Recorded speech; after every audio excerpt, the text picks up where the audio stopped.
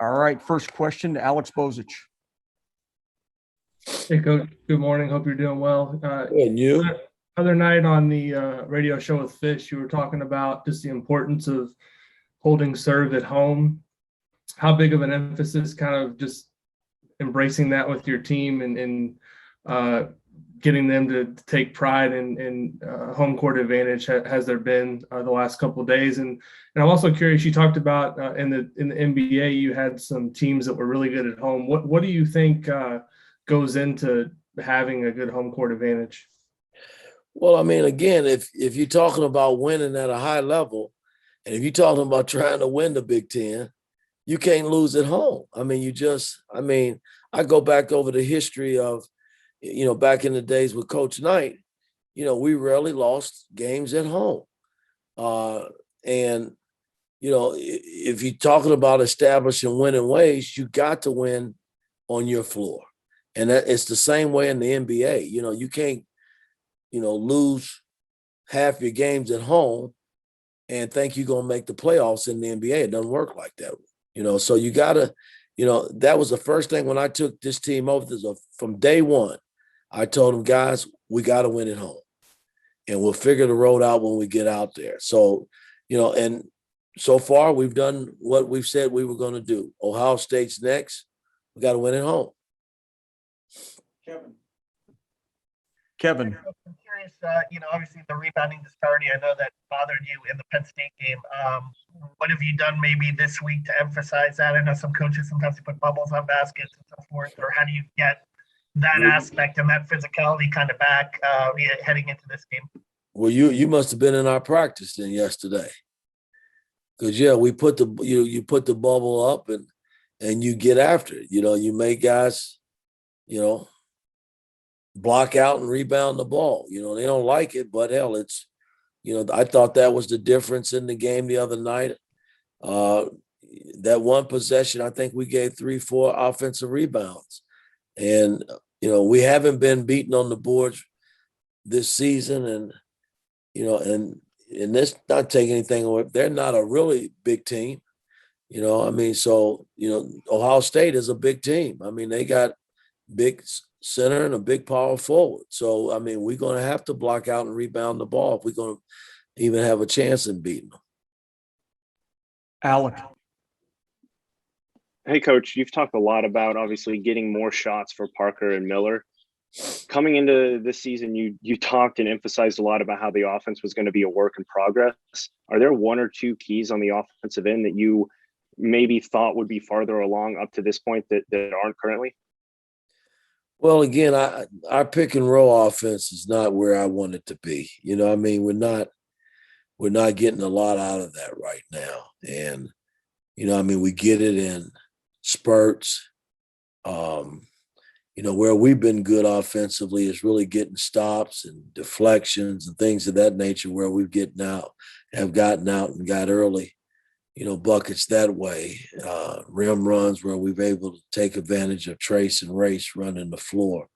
But our half court pick and roll offense is not nowhere near where I want it to be, man. We got some work there to get better in that area.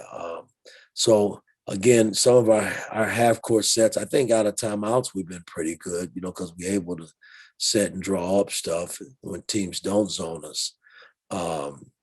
But our half court sets, we just got to get better in terms of our execution and setting screens and things of that nature and cutting and passing the ball. Tom Brew. Mike, would you like to still play faster too, if you could?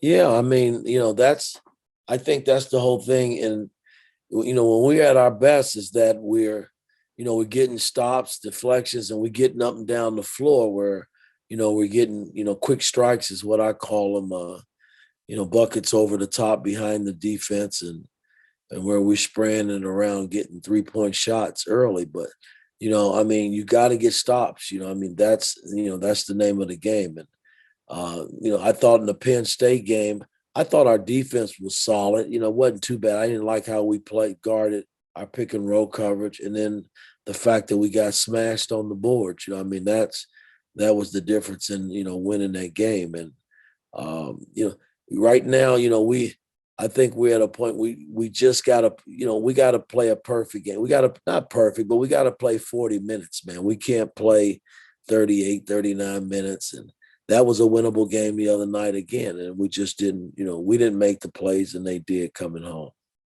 Dustin. Hey, Mike, you mentioned just them having a big, powerful power forward. I mean, just what impresses you about EJ Liddell? What do you think are the most important things about covering and guarding him? Well, it's not just him. Their perimeter play is pretty good. You know, I mean, they got shooters on the perimeter. You know, they got the two big guys inside that can demand the ball. And Liddell, I mean, he's a talented kid. I mean, he can play inside, he can play outside and make plays. So, I mean, you know, our two bigs are going to have their hands filled, and I feel vice versa. They're going to have their hands filled with our two big guys. So, you know, it's going to come down, I think, to, you know, execution and you know, how well we defend for 40 minutes and rebound the ball. You're going to have to rebound the ball against this team because they're very active. Mike Schumann.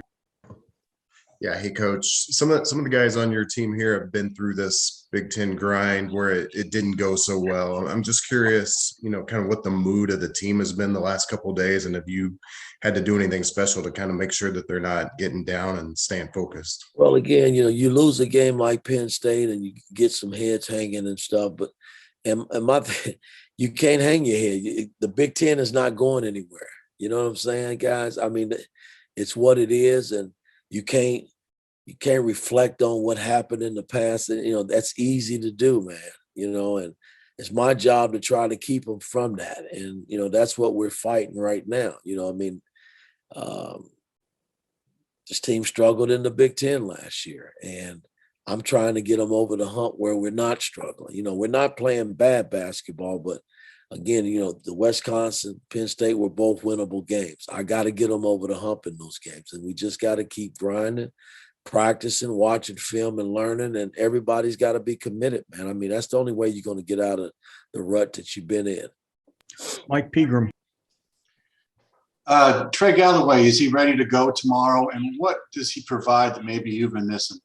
Well, again, I mean, he's, you know, he gives us energy. You know, he can defend a little bit. He can make a shot here and there. So, I mean, again, it just gives us an active body that brings a little bit more energy. So, I mean, that's a plus. You know, he can guard some of the bigger, you know, twos and threes. So that helps a little bit in that regard. And he's not bad on the ball and pick and roll. So we just got to work him back in slowly. But, you know, it's not him. It's going to take everybody that we dress, that plays on, you know, steps out on that floor to be ready to play. That's what it's all about. But it's good to have him back because he's a big piece to our puzzle as well. Rick Bozich.